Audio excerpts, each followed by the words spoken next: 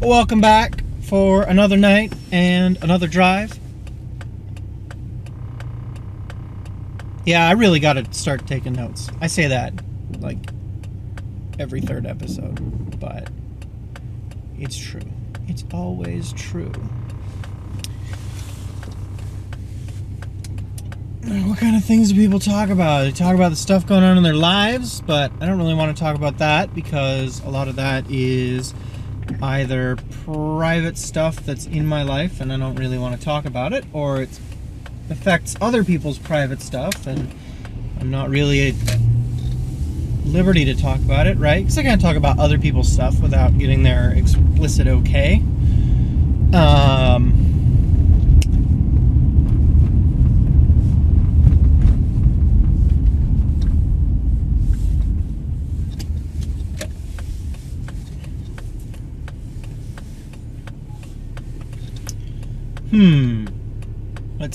Okay, that's weird.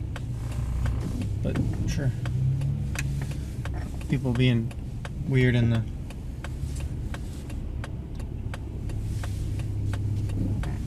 way that they do. Again, it's strangely difficult to get into this turn.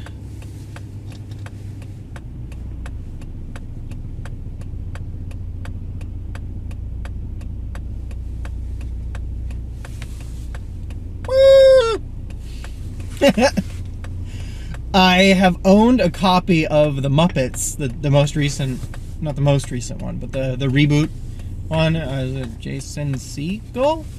Did I get his name right? Anyway, I've owned a copy of that for like a year now, and I was thinking, man, I guess I could watch that. It's been a minute. I wanted to watch something, and so I pulled that out and opened it up.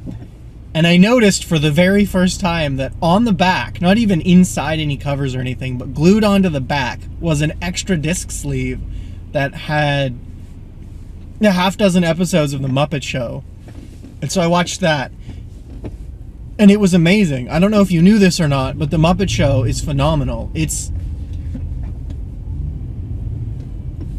kind of a mockery of variety shows. Because the jokes are really bad. Like, anything that's explicitly a joke is really bad. There's just lots of really terrible jokes being told. And it's super clear the way they do it that everyone involved is very aware that they're making really awful jokes and that they're not actually funny. And that makes it really funny somehow. There's also quality incidental humor and a lot of really funny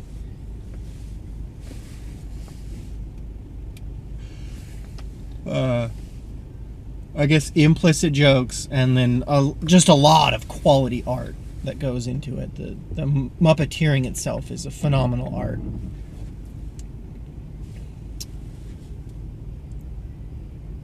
So it's a lot of fun to watch. If you get a chance to go look at it, you should.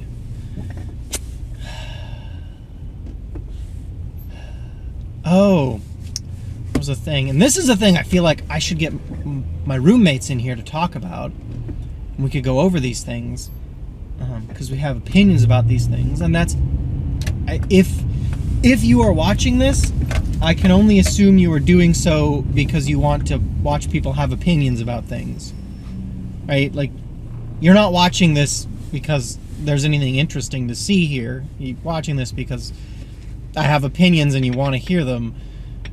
Which, heaven knows why that would be, but it must be the case if you're still here.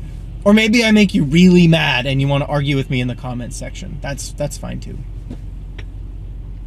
It's looking to me... Okay, so spoiler alerts. I'm going to talk about Star Wars. It's been out for like a month and change, and by the time this video goes out, it will have been up for even longer. So, spoiler alert, I'm talking about Star Wars 7, The Force Awakens, and my opinions on seeing it. I should go back and watch it again. I had fun. I would do it again. I don't think I'd make the same big deal out of it that I did And we went to watch the opening because the midnight showing, did the 3D thing, and this was the kicker, the real like big deal part of it. We went to a theater called a Cinebar, and Cinebar might be 21 and up. It might not. The thing is, it's a full-service restaurant in addition to being a theater. So you get fairly sizable seats, and there is a rail in front of you, like a shelf in front of you where your food goes, and then there's a walkway in front of you, and the wait staff can move up and down the walkway and deliver your food and your drinks and whatnot, and they do the whole thing ducked under and quiet while the movie's going, and it's super cool that you can have, you know, dinner and drinks while watching a movie. That's super great. It kind of baffles me how quiet it always is in there. Not like, I mean, theaters, you're gonna be quiet in the theater because, you know, you don't talk in the cinema. But I mean that it's never. I never get the impression that it's rushed. Like, there wasn't a line going into Star Wars or anything. There were places where lines could be, but for the most part, it was quiet. You know, there were people. I think the theater might have been full, but it never looks slammed. It never looks crazy busy. It's kind of weird. But it's nice. It's a great experience. It is a bit more expensive. It's like $8 for a bowl of popcorn, but it's a huge bowl of popcorn. It's nice popcorn, and you're kind of paying for the fact that you're in a full-service restaurant with massive seats. So, and a movie. So that's why it costs a bit more, and that's fine. It doesn't cost so much more that it's outrageous. Not so much more that you're like, well, we're gonna get super fancy tonight. It costs enough more that I don't do it all the time. So, circling back, Star Wars. I think I want to go back and watch it again if it's still playing in the theater near my house, because I had fun. I had a lot of fun, and I could do with a second viewing just for the purposes of review. What did I think about it? I didn't get anywhere near the hype going into it.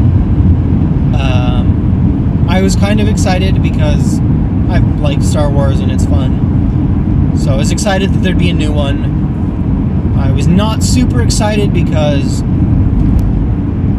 J.J. Abrams is also the one who decided that Star Trek was actually about space explosions, and all of that, like, social policy business was a whole bunch of boring nonsense nobody cared about. Which is the opposite of what is true, since if Star Trek wasn't about social issues, then it was a trash show. Like, the original Star Trek was not good. It was just progressive sometimes. It had progressive elements, which was great. Like, it did a lot of forward-thinking things. Let's not laud it as some sort of holy grail of cinema or holy grail of TV or something. It's not. It was a bad show filled with bad acting and weird writing and terrible effects. But there were people who really wanted it to be great and who put forth good effort into making greatness happen. And that's wonderful. Getting back, J.J. Abrams, who is on record as saying, I never really liked Star Trek as a kid. I didn't get all that, like, social justice stuff. It didn't make sense to me, so oh my God. Sometimes this thing jibbles, and sometimes it doesn't, and I don't know what the difference is, because it's the same friggin' device.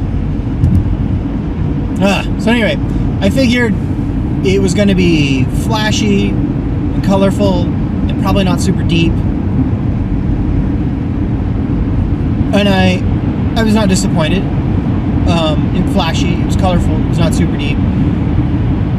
I will also admit at this point to not being familiar with Kurosawa, and I should be, because my main response to at first stepping out of the theater and thinking, how did I feel about that, was that A New Hope is a movie made by someone who watched a lot of really good classic film. And basically, it's super heavy Kurosawa. And I don't remember specifically which film, but it's basically shot for shot one of Kurosawa's films. And it's informed very heavily by very good cinema. And The Force Awakens is a film that is informed very heavily by A New Hope, and seemed to miss the parts that were about the parts that came from classic cinema. I feel like it missed all of those bits and kept everything else. So it came across as sort of shallow, which every time I talk about this movie, and my roommate pointed this out first, every time he talks about this, he has to keep interrupting himself to say, but I really liked it. I did like it. It was a lot of fun. I will, like I said, I'm going to go watch it again because it's lots of fun. And I enjoy fun movies. I don't feel like movies have to always be super deep and meaningful. Fortunately, I missed out on the hype. I didn't expect it to be some sort of like turning point for modern cinema. I just thought it was going to be flashy and fun, and it was. It was great. I liked the characters. They were a lot of fun. I felt like some of the plotting was a bit forced. The way that they put everyone together, it read a lot like a D&D game or something. It read like a paper-based RPG where the GM is just, okay, so you're here, and if you walk into the tavern, then you see a bunch of people, and one of them is this person. Oh, that's you. Hi! And then it just sort of this awkward squishing characters together in a very forced way, but it was fun.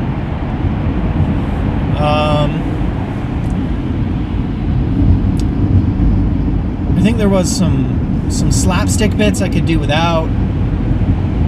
The most part, I felt like there was a lot of slapstick in the stormtrooper character, whose name I don't remember. Finn. I felt like Finn had a lot of slapsticky moments that kind of cheapened him as a character and pushed him more towards being like a caricature and maybe a stereotype. It wasn't awful though. It wasn't too bad with the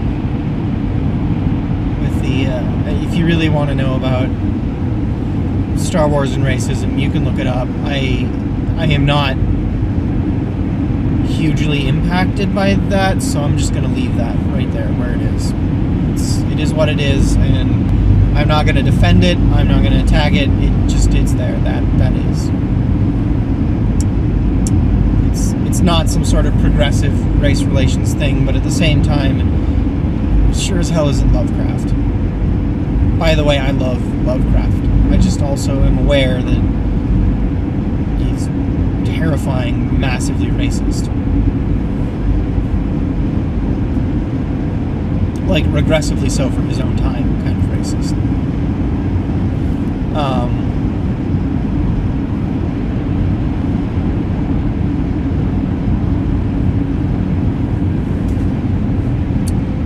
Let's see. Yeah, so that was okay. It felt like it moved really quickly in a way that the original ones didn't. I sort of felt like the original movies almost plotted. They were like, here is scene A, and this is plot part of scene A, And now the plot is moving us away from scene A, so we'll move to scene B. Scene B is different, and here's how and why, and here's the plot in scene B. And it was very this, and then that, and then that. It, like, established the scene, had a bit of plot, established leaving the scene, and then left.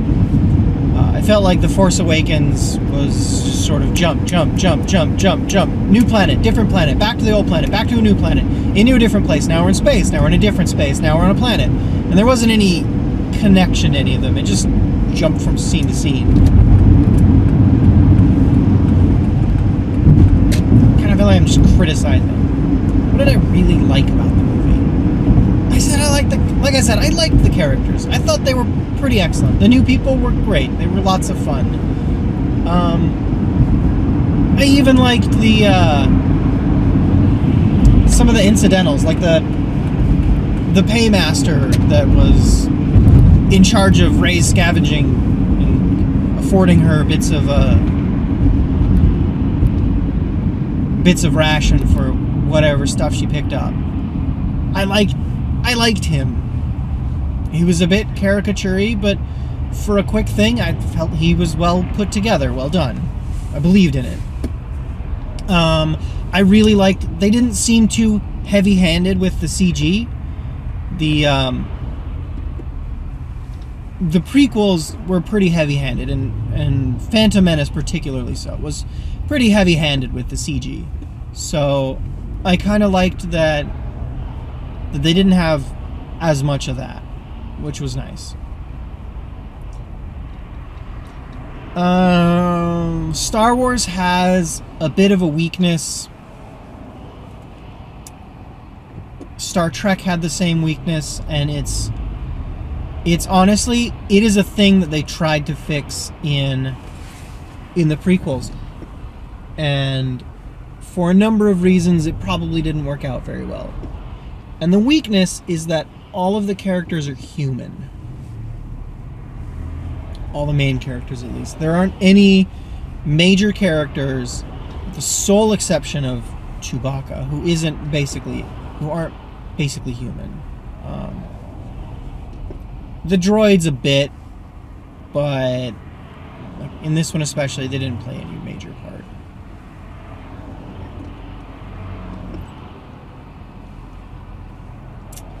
Let's see. Oh, I figured out what they were doing about halfway through the movie when they spell it out for you. I didn't figure it out before that. But Kylo Ren is not imposing at all. And I don't know if the actor doesn't... I doubt that. I feel like stage presence is a thing you have to learn to be any kind of actor, right? You would have to. So I would have to assume that he can affect stage presence, right? So maybe it's the direction. Maybe Abrams... And like I said, I figured out halfway through what they were doing, and they were trying deliberately to make him not as imposing as you feel he should have been. I don't know, it kind of bothered me. It's a bit like Bane's voice. Was it Dark Knight Rises? Yeah, Dark Knight Rises. In Bane's voice was not intimidating at all. And physically, Bane was very intimidating and had that like malevolent air of power around him, just the way he carried himself. I mean, Hardy did it well, and whoever was directing that one, was that Nolan? That one might have been still Nolan. Was pushing him toward it and made it work. For all the flaws of the original trilogy, David Prowse is a very intimidating stage presence, and it wasn't just the armor. Because, I mean, Ren was in equally imposing armor, or at least costuming. His costuming was just as imposing as Darth Vader's, but Prowse is very imposing, David Prowse can be very physically imposing in his stage presence, and I feel like whoever did Kylo Ren was not doing that, and it was probably on purpose, but it still bugged me. What else? I actually offered to, I think in a video where I was talking about this, I said, hey, well, maybe I'll plug in my camera and we'll record a thing with a review with my roommates while we drive back from the theater. But I didn't do that, which is for the best, because we did 15-20 minutes of chat outside the theater, and then we drove back home, and then we did another like half an hour of chatting, and it was like, guys, it's 4 in the morning, I have work, I'm gonna go to bed, which was fun. What else is good? All kinds of things are good.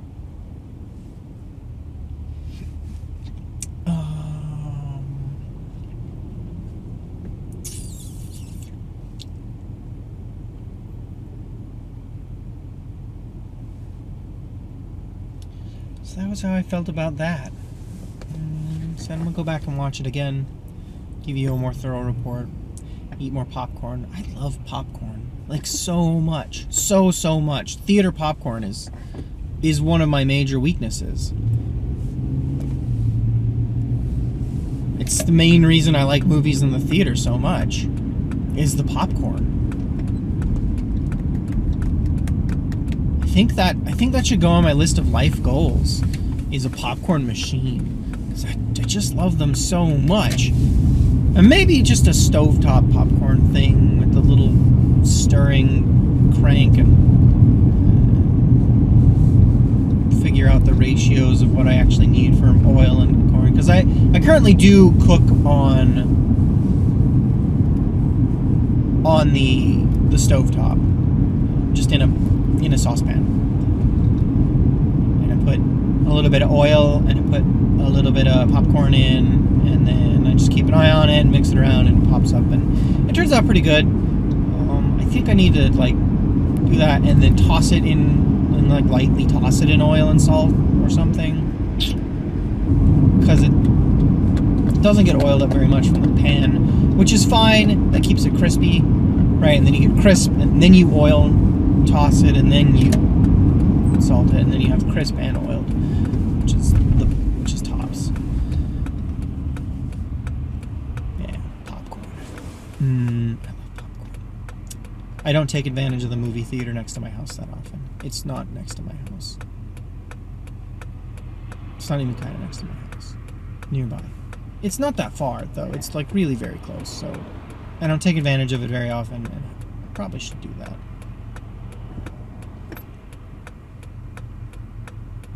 Just my mustache is doing something weird. It's like it's growing long enough to get over my mouth here, and that, and then it gets in the way, and it also looks weird. So these weird little thingies. What is that? What is that crap? This is a really weird way to end a video, and this is super bizarre. You know what? I'll be right back.